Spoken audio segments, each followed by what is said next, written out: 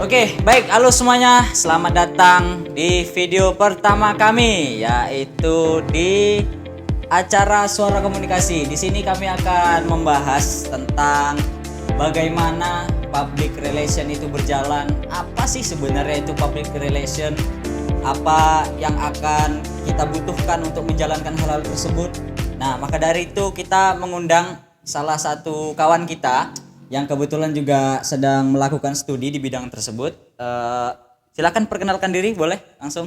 Ya, perkenalkan, nama saya Aryo Bayu Pamungkas. Apa lagi mau dikenalkan? Ya, kayak mungkin kesibukannya belakangan ini ngapain aja nih? Kan kita kan sama-sama mahasiswa nih sekarang kan, yang pastinya audiensnya juga berasal dari kalangan mahasiswa, dari ibu bapak dosen. Jadi kesibukan Bayu beberapa hari ini tuh ngapain gitu? Yang paling berat untuk dijalani itu yang gimana? Ya, yang pasti kesibukan sebagai mahasiswa ya belajar.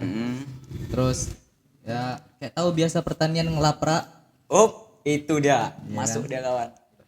sampai kurang tidur. Mm-mm. Di situ ya karena kita kurang tidur kita balaskan dendam. Oh iya. Di hari yang libur kita tidur. Jadi yang sebelumnya lapar ada selesai tuh? Nah, itu nantilah kita bahas ya. Berat kali kawan. Oke, sebelum kita melanjutkan ke topik yang berat-berat, izinkan saya juga memperkenalkan diri.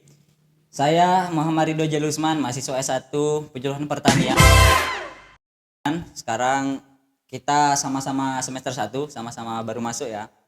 Masih baru netes nih ceritanya ya kan. Jadi kali ini yang akan dibahas itu terkait hubungan masyarakat atau public relation.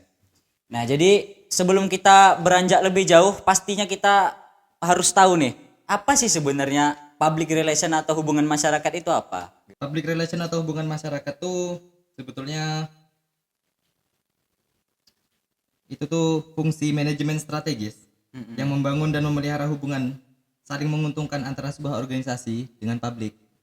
Gitu. Oh, berarti intinya bagaimana sebuah organisasi, sebuah tim manajemen itu berhubungan dengan masyarakat atau kalangan yang ada di luar lingkungan organisasi seperti itu ya. Ya gampangnya dibilang gitulah dia. Kalau yang susahnya gimana pula tuh? Ibaratnya gimana sih sebenarnya pelaksanaannya gitu? Soalnya kan selama ini yang sama-sama kita tahu kayak public relation tuh, oh ya udah gitu public relation. Kita kalau tahu pun hanya sebatas pengertiannya doang. Kalau kita tahu mungkin hanya sebatas alah humas nih ya udahlah intinya penghubung perusahaan katakanlah dengan masyarakat. Tadi kan kita bahas di publik ya. Nah, jadi di publik tuh ada dua dia. Ada internal sama eksternal. Internal sama eksternal tuh bedanya gimana tuh? Nah, internal tuh kayak ya hubungan masyarakat internal tuh kayak dari perusahaan. Jadi atasan ngomong ke dalam. Jadi dia ngomong sama karyawan. Nah, kalau di eksternal ini ngomongnya keluar. Jadi ngomong bisa ke pelanggan, bisa ke investor, yang intinya ngomong keluar perusahaan. Bisa keluar pula.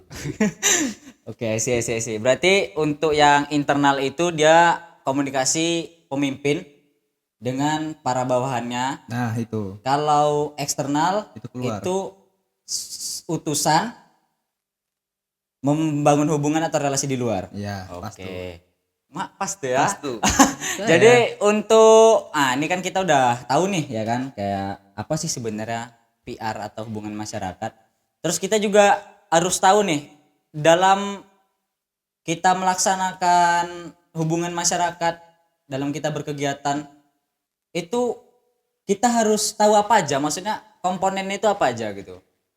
Komponen ya. Kan pasti kan kayak misalkan kita ngebuat suatu barang atau suatu produk katakanlah itu pasti kita punya komponennya, kayak misalkan kita mau buat motor. Nah, kita harus punya besinya dulu untuk ngebuat rangkanya, itu kan masuk ke dalam komponen. Kita harus perlu bannya dulu untuk berlaku sebagai roda, kita harus perlu perkabelan, nah itu kan termasuk komponen. Nah, kalau di hubungan masyarakat ini komponen bentuknya ini seperti apa? Ya, yang pasti dalam berkomunikasi itu kan pasti ada komunikator. Nah, komunikator tuh orang yang menyampaikan. Oke. Nah, apa yang Kayak disampaikan kita sekarang nih ya. Nah, ini dia. Berarti Bayu sekarang selaku komunikator. Nah, Oke. saya yang menyampaikan. Apa yang saya sampaikan? Itu message, pesan, isi. Nah, tuh. Habis itu ada media. Nah, medianya nih kan ya komunikasi kan nggak selalu harus bertatap muka kan. Sekarang zaman canggih ada yang namanya smartphone, ya teknologi lah intinya kan. Teknologi ya? Teknologi ya. Ya itu tadi ya. Buka laptop nampak muka ya kan. Nah, itu medianya. Itu medianya. Selain itu tadi berarti 2 tuh. Komunikator, media, terus ada lagi. Lah, yang namanya komunikasi tentu kan dua belah pihak. Nah, yang menerima ini namanya komunikan. Jadi komunikan nih menerima apa yang diberikan komunikator. Dia menerima berarti pesannya. Kayak saya nih posisinya sekarang tuh. Pas tuh. Oke. Itu dia. Terus ya paling apa lagi ya? Feedback sih. Kalau dalam komunikasi itu ada feedback atau ya Timbal baliknya ya. timbal balik. Jadi nggak satu arah gitu. Bisa juga sih komunikasi satu arah tuh kayak ya dosen yang jelaskan kan. Kan dosen juga yang ngomong. Jadi kita kan nggak langsung, kecuali dibuka sesi tanya jawab. Nah, itu baru ada timbal balik. Ya, tapi mungkin beberapa karena ketidaktahuan atau mungkin rasa ingin tahu yang lebih jadi berapi-api gitu sebelum dibuka sesi pertanyaan ya. Karena ini ya pastinya selain kita menjalankan sesuatu yang katakanlah ini berat gitu ya kan. Ya kita berkomunikasi dengan orang pasti juga adalah sesuatu hal yang berat gitu untuk dihadapi. Sesuatu hal yang bisa mengganjal dan menghambat dalam proses kita berkomunikasi. Jadi apa tantangannya untuk kita membangun relasi dengan publik? Apa ibaratnya yang menghalangi gitu? Yang menghalangi dari segi mana dulu nih?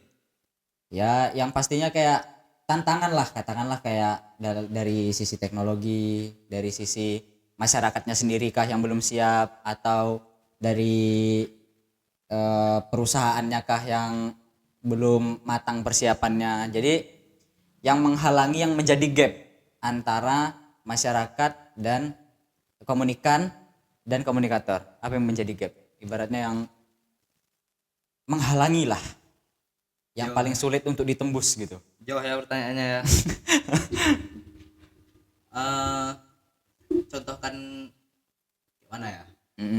Komunikasi yang nggak langsung gitulah. Misal dari atasan perintah ke bawahan, cuma nggak perintah langsung, jadi dari atasan ke manajer, manajer ke bawahan lagi. Nah itu kalau misalnya atasan paling atas nih ngasih info ke manajer ABC, nah si manajer ngasih info ke bawahnya AB, C-nya hilang, nah itu termasuk gangguan. Itu gangguan. Oh berarti itu termasuk ke dalam Itu tantangan menghambat. ya.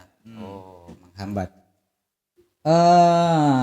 Oke, kita sekarang udah tahu apa itu public relation, kita udah tahu tantangannya seperti apa, kita udah tahu unsur-unsur dan pelaksanaannya seperti apa.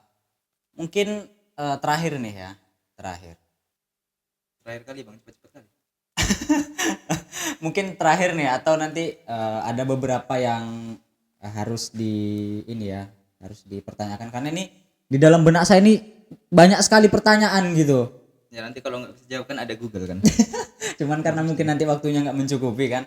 Jadi begini, gimana cara kita